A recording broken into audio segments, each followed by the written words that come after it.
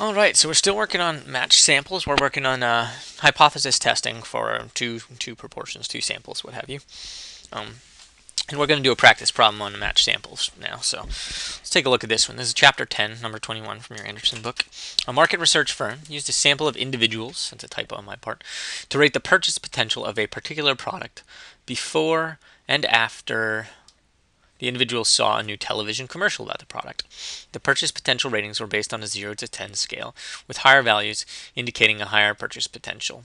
Okay, so what we have now is we have a firm that wants to test the efficacy of a commercial, right? They have a commercial, and want to see if it works, and they want to know: are people more likely to buy it, right? Do they have a higher purchase potential after seeing the commercial? Part A asks us to state the null and alternative hypotheses. We're going to have an H0 and an HA when we're done, that the research firm would use to show that the commercial increased the mean purchase potential. So if they're going to increase the mean purchase potential, what that says is that the difference between people's purchase potential before and purchase potential after is positive. So let's define our differences. Define DI. It's an individual difference for individual I. It's going to be the rating after, xi after, minus the rating before, xi before. And that's the change, right? That's the delta x, kind of. It's the difference. It's xi after minus xi before, so that for individual 1, that person's difference should be 1. It went up by 1. Person 2 is going to go up by 2. Person 3 is going to be 0. But in any case, we have a difference, right, for each person, which is the effect of the commercial.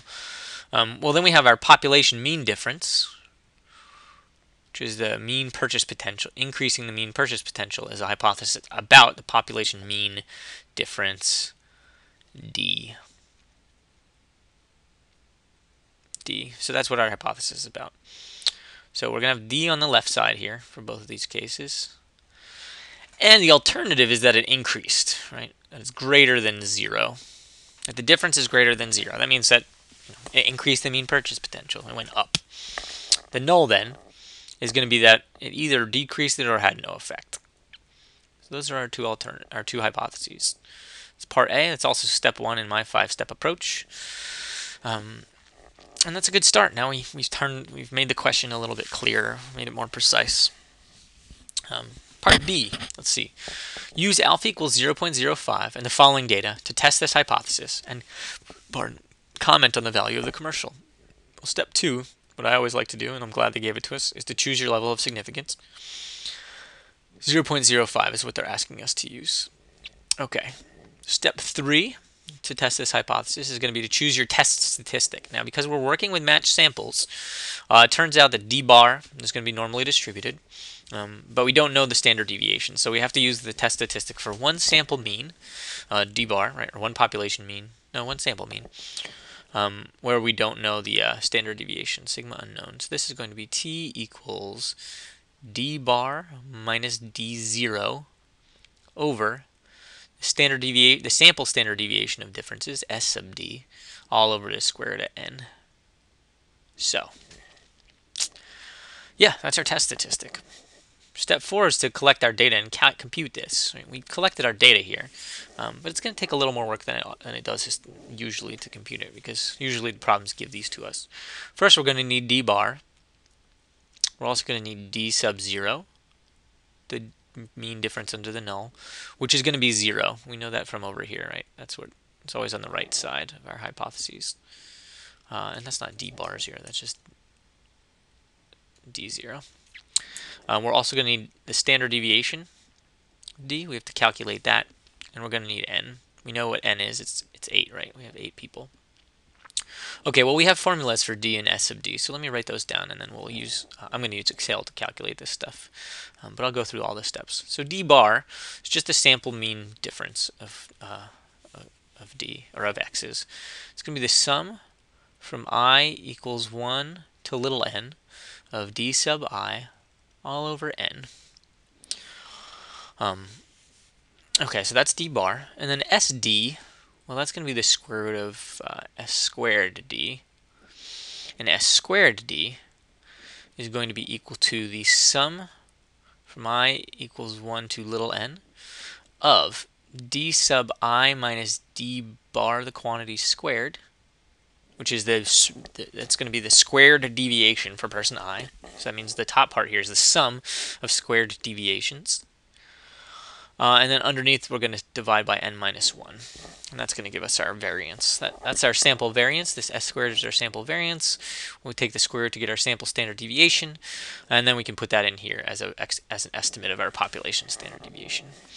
Our t distribution is going to be distributed with n minus 1 degrees of freedom. So we know this already, that this is going to be 8 minus 1 equals 7. So that's the curve we're going to be looking at. We need to find t first. Okay, let me open Excel where I have it, and we'll start making a chart here, making a table. Sorry. So what we need to do to compute this stuff is we need to start putting people's things where they belong. Let's see. So let's look at. That's not what I need. I need this, and I need this. There we go. Okay, so we have individuals, right? Which is our I, right? That's our index. And we also have the rating after and the rating before. So our individuals are just numbered. You can think of this as an ID code. We have 8 of them, if you recall. And then I could copy and paste these, but I have my numpad open, so it's probably easier just to type them. Just got to be careful and make sure that I'm transcribing them correctly. Okay, so now I have their purchase ratings after and before. What I want first is the individual differences. So I'm going to make a new column called d sub I, which is going to be after minus before, xa minus xb. And I can just copy and paste this down. Control D will do that if you're in Excel as well. And that gives me differences for each person, right? Now I can find the average a couple ways. One, in Excel, I can just use the average function, and that'll tell me that the average is 0.625. Alternatively, I can use the formula where I add them all up. And then I divide by the number of them. So let's do that instead. Equals sum of all of these, or you can do it by hand if you want. You get 1, 3, 4, 2, 3, 4, 5, and then you divide it by however many there are. Equals this divided by count, which we know is 8, right? Because we know what n is. But that gives us the same number. You can see 0.625 and 0.625 here. All right, now I need the individual deviations from the mean. This is going to be d sub I minus d bar. It's going to be equal to this minus. Let me put this over here. This is going to be 1 minus 0.625.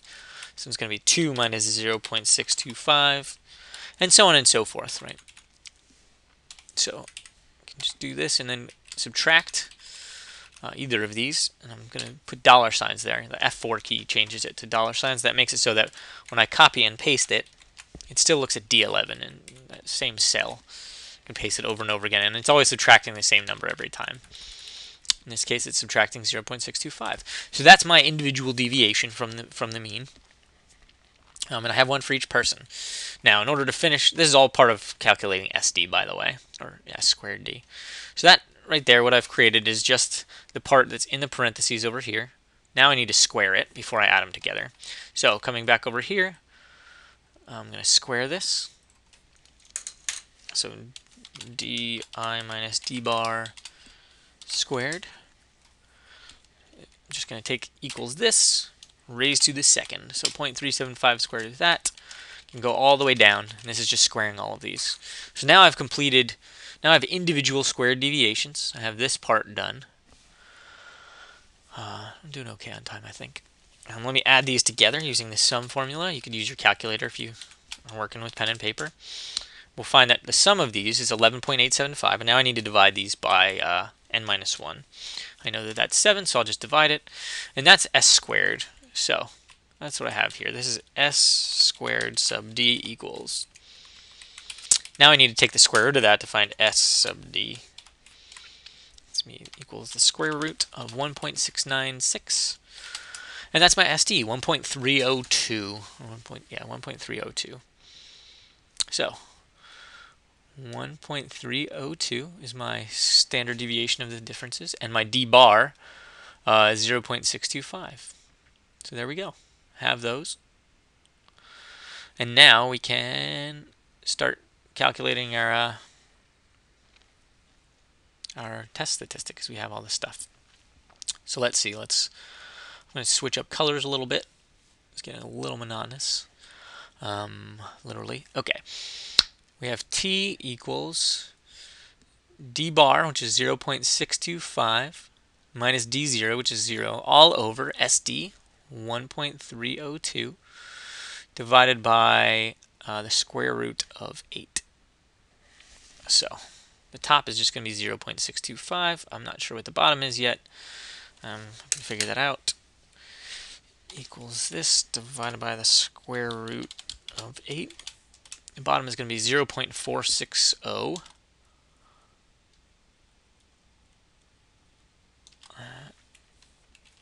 Now I can calculate this. Equals this divided by that. And 1.36 is my 1.357. We'll stick with that. 1.357 is my test statistic. Okay, that's my value of t. This is all part of step 1 in some sense, from the old 4-step approach to, because now we can draw our question as a picture, right? We want to know what our p-value is. Or maybe it is relating. Yeah, this might be relating to a standard normal, somewhere in there. In any case, it's very similar to stuff we've done before. We have a t distribution centered at 0, has 7 degrees of freedom. And we have a t value of 1.357.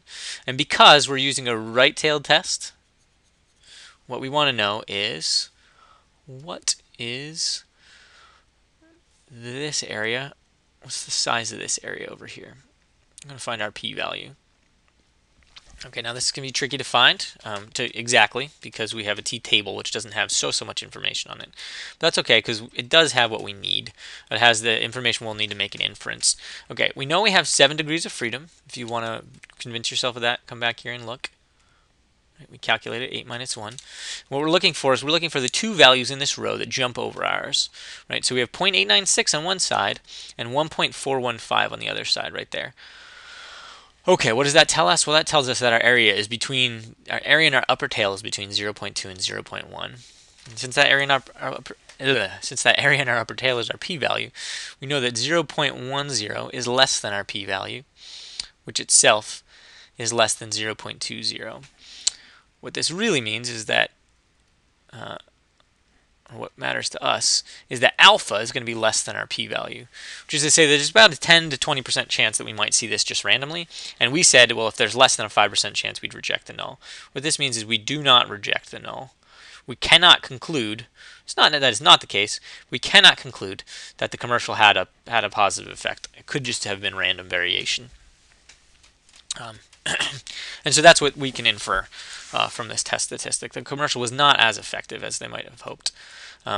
Comment on the value of the commercial? It looks like it increased it, but not statistically significantly, is what we would say. People were jumping around a little bit. Yeah, we can use Excel to figure out the exact value if we really want to, using the tdist function. We have that is our value. We have 7 degrees of freedom, and we're looking at a one-tailed test, and that's telling us that there's actually 10.8% in that tail. Yeah, that's a one-tailed test. I think that should be right. What that says is that it's between 10 and 20, as you can see. And yeah, that makes sense. 1.357 is pretty close to 1.415, but it is a little bit smaller. So there's about 10% in the tail. And that's what that tells us. That's the maybe 11% chance that would happen randomly. All right, so that's how we do a matching problem. You can see now we have a table that we have to build, and we're going to have to solve for the mean and the standard deviation ourselves. It's good to get in the habit of working with these tables because we're going to have to be using them more when we get to linear regression. But that's how you solve a match problem. If you have any questions, please leave a comment or email me at jjdelaney@ualr.edu, and I'll be glad to help. Thanks, guys. Have a good day. Bye.